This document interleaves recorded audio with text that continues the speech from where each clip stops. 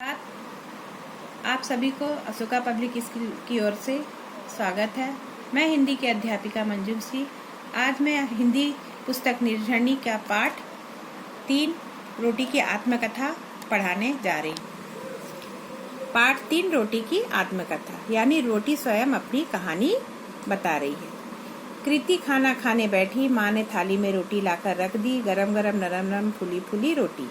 कृति एक लड़की का नाम है और वह जब खाने बैठती है तो उसकी माँ उसके लिए नरम नरम गरम गरम और फूली फूली रोटी थाली में परोसती है। कृति ने रोटी को हाथ लगाया और तुरंत ही हटा लिया। फिर अपनी उंगली पकड़कर रोने लगी क्योंकि रोटी गर्म थी। कृति की उंगली जल गई, इसलिए वो बेचारी अपनी उंगली पकड़कर रोने लगी।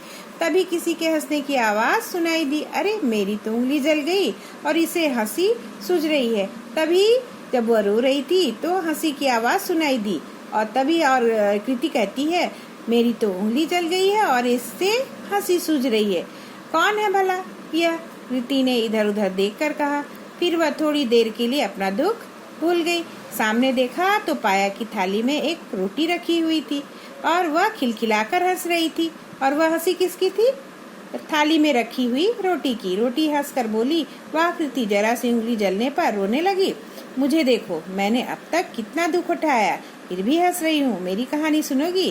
और रोटी कृति से कहती है, देखो मैं इतना दुख सहकर भी हंस रही हूँ और तुम थोड़ी सी जली की नहीं रोने लगी। रोटी कृति से कहती है और कहती है कृति से कि मैं तुम्हें एक कहानी सुनाती हूँ। रोना बंद करके कृति ने कहा, कहानी? हाँ हाँ, मुझे कहानियाँ बहुत अच्छी लगती है। तुम मुझे अपनी कहानी जरूर सुनाओ। तब रोटी बोली, सुनाती हूँ, लो सुनो मेरी आत्मकथा। अब रोटी अपनी कहानी सुना रही है। एक गांव में एक किसान रहता था। वह बहुत मेहनती था। वह अपने खेत में जी तोड़ में परिश्रम करता था, माने बहुत ही जी जान लगाकर मेहनत करता था। उसने अपने खेत को कई बार जोता। सूर्य की प्रचंड किरणें भी उसे अपने कर्तव्य से न डिगा पाई। माने वह इतना मेहनती था कि ना वो धूप देखता था, बरसात देखता था, जी जान लगाकर अपने खेत में माने मेहनत करता था फसल उगाने के लिए।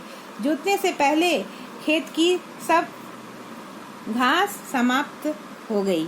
फिर उसने खेत में पानी भर दिया। कुछ दिन बाद उसने खेत में पाटा लगाया। फिर कई बार खेत की जुताई की और पाटा भी लगाया। इस तरह जुताई करने और पाटा लगाने से मिट्टी नम और भुरभुरी हो गई।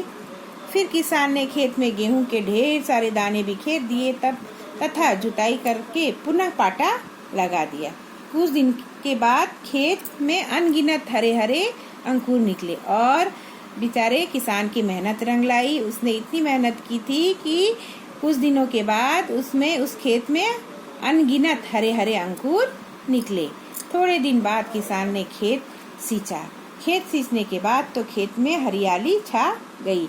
ऐसा लगा कि जैसे खेत में हरे रंग का गलीचा बिछ गया हो और उसकी मेहनत ने रंग लाई। और सचमुच में कुछ दिन बाद पूरे खेत में हरियाली छा गई। ऐसा लग रहा था जैसे हरे रंग का गलीचा का अर्थ होता है चादर बिछा दिया गया हो। लेकिन तुम तो मुझे अपनी कहानी सुनाने जा रही थी। तब कृति रोटी से कहती है, अरे तुम तो मुझे अपनी कहानी सुनाने जा रही थी, फिर किसान और खेत की कहानी क्यों कहने लगी? कृति ने रोटी को बीच में ही टोका। मेरी भोली कृति, रोटी कृति से कहती है, मेरी भोली कृति, खेत में मेरा जन्म हुआ। किसान ने मुझे पाला पोसा। यानी किसान किसकी खेती फसल कर रहा था? गेहूं की, है ना? और वह मेरी कहानी से ही तो जुड़ा है। यह रोटी कृति से कहती है, भला उसे मैं कैसे भूल जाऊं? रोटी बोली। तो आगे की कहानी सुनाओ, कृति ने कहा रोटी से। रोटी बोली, सुनो किसान, उस पौधों को अब पानी देता रहा, उनकी देखभाल करता रहा। कुछ दिनों में वे पौधे बड़े हो गए और उसमें से सुंदर सुंदर बालियां निकली। थोड़े दिनों बाद बालियों का रंग कैसा हो गया? सुनहरा हो गया। हवा से लहराती हुई अनगिनत सुनहरी बालियां बड़ी रमणीय लगती थी। मैं कुछ दिनों तक बालियों में छिपी हुई हवा के हिडोले पर सवार होकर झूलती रही। यह रोटी अपने बारे में बता रही है, माने वो कैसे फसल के रूप में क्या था, वो गेहूं थी, है ना। तो वो जब खेत में लहराती है तो कैसे लगती है, हाँ, अनगिन सुनहरी बालियां बड़ी रमणीक लगती थी। मैं कुछ दिनों तक बालियों में छिपी हुई हवा के हिडोले में सवार होकर झूलती रहती थी, और जब फसल तैयार हो जाने के बाद कैसे लगती है वो बालियां, पूरा हवा में ऐसा लगता है जैसे झूल रही है। सचमुच बड़ा आनंद आता था झूलने में, रोटी कृति से बता रही है। किंतु कुछ समय बाद तेज गर्म हवा चली, बालियों में छिपा हुआ मेरा शरीर गर्मी में तपने लगा। एक दिन किसान अपनी पत्नी के साथ खेत में आया और खुश होकर बोला। और क्या करता है, कुछ दिन के बाद अपनी फसल को देखने के लिए किसान अपनी पत्नी के साथ अपने खेत में बड़े ही खुशी से आता है और खुश होकर बोला, अरे गेहूं तो पक गए हैं। और अपनी फसल देखकर कहता है, अरे गेहूं तो पूरे पक गए हैं, कल इन्हें काटेंगे। मेहनती किसान और उसकी पत्नी ने 3 दिन में गेहूं की फसल काट डाली। और किसान इतना मेहनती था कि वह 3 दिन में ही उसकी फसल उसने काट डाली। फिर 4-6 दिन बाद एक नई मुसीबत आई। फिर 4-6 दिन के बाद एक नई मुसीबत आ जाती है। मेरे लिए यह कठोर परीक्षा की घड़ी थी। और रोटी कहती है कि यह मेरे लिए बहुत ही परीक्षा की घड़ी थी। किसान ने गेहूं के पके हुए पौधों के गट्ठर एक मशीन में डाले। और क्या करता है वह किसान, गेहूं के पके हुए पौधे के गट्ठर क्या करता है, एक मशीन में डाल देता है। यह कृति को रोटी अपनी कहानी बता रही है।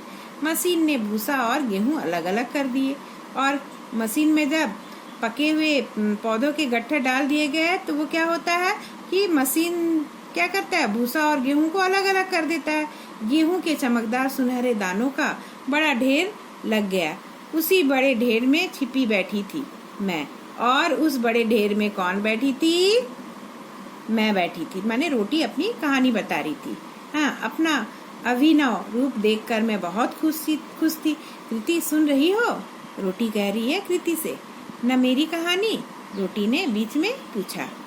तो कृति कहती है, हाँ बहन, मैं सब कुछ सुन रही हूँ, कृति ने कहा। रोटी ने तब अपनी कहानी फिर आगे सुनाने की बढ़ाई, है ना। किसान ने गेहूं के ढेर को बोरियों में भरकर बैलगाड़ी पर लादा और गेहूं शहर लाकर बेच दिए। गेहूं की बोरी में छिपे हुए मैंने शहर की सैर की, और वह गेहूं की बोरी में कौन छिपा था, वो रोटी, है ना। और वो कहती है कि मैं पूरा शहर का सैर करती हूँ। अब गेहूं की ये बोरियां एक दुकान पर रख दी गई। और यह बोरी कहाँ रख दी गई, एक दुकान पर। मैं दुकान पर बैठी बैठी रोज बाजार की चहल पहल देखती रहती। एक दिन तुम्हारे पिताजी दुकान पर आए, और मैं उस दुकान पर बैठी बैठी बाजार की सारी चहल पहल को देखती थी। तब एक दिन क्या होता है कि तुम्हारे पिताजी उसी दुकान पर आते हैं जहाँ मैं थी। वे गेहूं की बोरी में छिपी मुझे रिक्शा पर लाद कर अपने घर ले गए। और क्योंकि मैं उस बोरी में छिपी हुई थी, और मुझे लाद कर रिक्शा पर अपने घर ले गए। मैं मन ही मन सोचती थी, भगवान जाने आगे क्या होगा। रोटी कहती है, मैं मन ही मन सोच रही थी कि भगवान जाने आगे क्या होगा।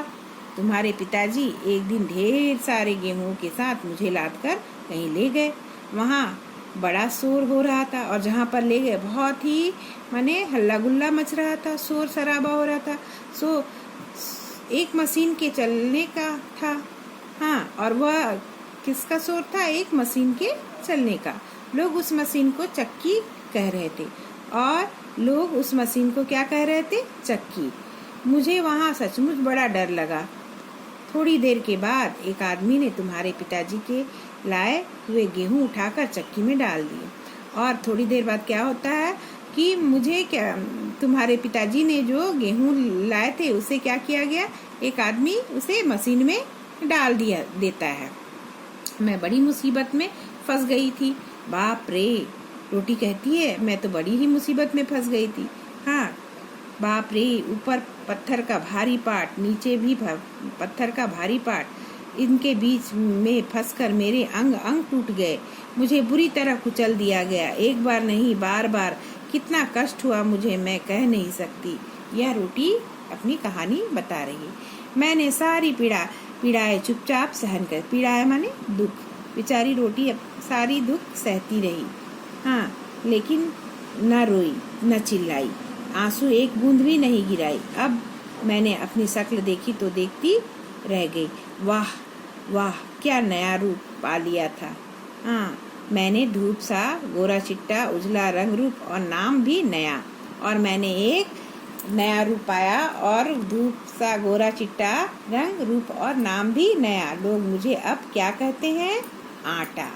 और वह किस नाम से पुकार गई? आटा। मैंने सोचा कष्ट उठाने से ही कोई अच्छी चीज मिलती है, और वह रोटी मन ही मन सोचती है कि सचमुच में कष्ट करने से ही कुछ अच्छी चीज मिलती है। बोरी में लादकर फिर मुझे घर लाया गया। मैं सोचती थी मुसीबत बीत गई, अब तो सुख से रहूंगी, लेकिन मेरी आपदाओं का अंत ना कहाँ। माने बोरी में लादकर रोटी को घर लाया गया और रोटी सोचती ही रही कि मेरी मुसीबत के दिन बीत गए, अब तो सुख में सुखी से रहूंगी, हंसी खुशी से, लेकिन उसकी आपदाओं का कोई अंत न था। कृति, तुम्हारी माँ ने मुझे बोरी से निकाला, यह रोटी कृति से बता रही है। छलनी में छाल कर मेरा रूप निखारा, फिर मेरे ऊपर डाल दिया पानी। इसके बाद मुझ पर अनगिन मुक्के बरसा दिए। मुझे बड़ी चोट पहुंची। माँ की बात पर मुझे बड़ा आश्चर्य हुआ। मैंने मन ही मन सोचा, ये तो बहुत दयालु हैं। मैंने भला इनका क्या बिगाड़ा है जो मुझ पर इतने जोरदार मुक्के बरसा रही है। माने उसके आटे को किस तरह साना जाता है ना, मुक्के से दबा दबा कर।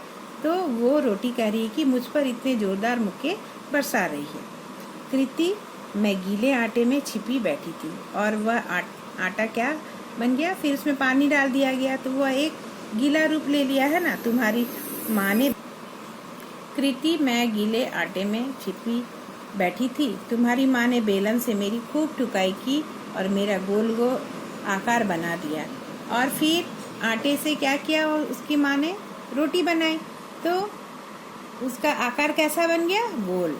मुझे अपना यह रूप देखकर खुशी हुई और यह रोटी को अपना गोल आकार देखकर बहुत ही खुशी होती है। लेकिन यह खुशी अधिक देर तक ना टिक सकी, क्योंकि अब उसका रूप बदलने वाला है। तुम्हारी माँ ने झट से मुझे तपते हुए तवे पर डाल दिया। फिर उस गोल रोटी को क्या में डाला गया? तपते हुए तवे पर। मेरा रोम रोम जलने लगा। बेचारे रोटी का रोम रोम जलने लगा। अब माँ ने मुझे जलती हुई आग में फिर तवे से निकाल कर रोटी को क्या किया जाता है? आप सभी जानते हो, उसे तवे से निकालकर फिर आग में सेका जाता है कि नहीं, और उसे फिर आग के ऊपर डाला। मैं बिलबिला उठी। रोटी कृति से कहती है कि मैं बिलबिला उठी, पर मैंने धीरज नहीं खोया। अब मेरा सर्वथा नया ही रूप था। मैं बन गई थी गोल गोल फुली फुली गरम गरम रोटी। हाँ, अब वह उसका रूप कैसा बन गया था? गोल गोल फुली फुली, क्योंकि आग में डालने के बाद, सेकने के बाद रोटी का आकार कैसा हो जाता है?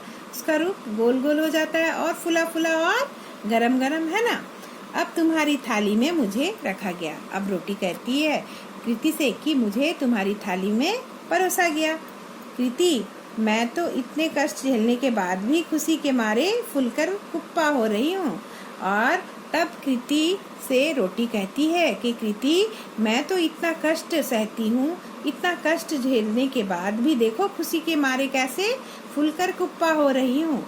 तुम जरा सी बात पर रो रही हो। और जब रोटी से उंगली जल रही थी कृति को, तो कृति कितना रोने लगी। तो उसे धीरज दिलाती है कौन? रोटी, और कहती है तुम जरा सी बात पर रो रही हो, छी, बहादुर बच्चे कहीं रोते हैं। और उसे हिम्मत देते हुए रोटी कहती है कि छी, बहादुर बच्चे कहीं रोते हैं। याद रखो, मुसीबतों में तो जीवन में आती ही रहती है। और रोटी हिम्मत देते हुए कृति से कहती है कि कृति, कई तरह की मुसीबतें हमारे जीवन में आती ही रहती है और इनका बहादुरी से सामना करो। घबराओ मत, रो मत। मुसीबत से घबराने से मुसीबत और बढ़ जाती है। यह शिक्षा कौन दे रही है? रोटी कृति को दे रही है। और क्योंकि जितना मुसीबत से घबराओगे, मुसीबत तुम्हारी उतना ही बढ़ती जाएगी। जितना हिम्मत करोगे, हर मुसीबत का तुम डटकर सामना करोगे। याद रखो, संकट के समय धीरज रखने से ही कोई उन्नति कर सकता है। और कोई भी मुसीबत से यदि तुम डटकर सामना करोगे तो और धीरज रखोगे तो जीवन में उन्नति कर सकते हो। अब कृति अपना रोना भूलकर सोच रही थी, सचमुच रोटी ने कितनी अच्छी कहानी सुनाई। अब कृति अपना रोना भूलकर रोटी की कहानी सुनकर कहती है, सचमुच रोटी ने कितनी अच्छी कहानी सुनाई। तो इस पाठ से क्या शिक्षा मिला बच्चों? कि हमें कभी भी मुसीबत में घबराना नहीं चाहिए, बल्कि उसका डटकर सामना करना चाहिए। जितना मुसीबत से घबराओगे, उतना ही मुसीबत बढ़ती जाएगी। इसलिए संकट के समय में धीरज रखना चाहिए। हाँ, तभी जीवन में आगे बढ़ सकोगे और अपने लक्ष्य को प्राप्त कर पाओगे। आशा है आप सभी को यह कहानी अच्छी तरह समझ में आ गई होगी।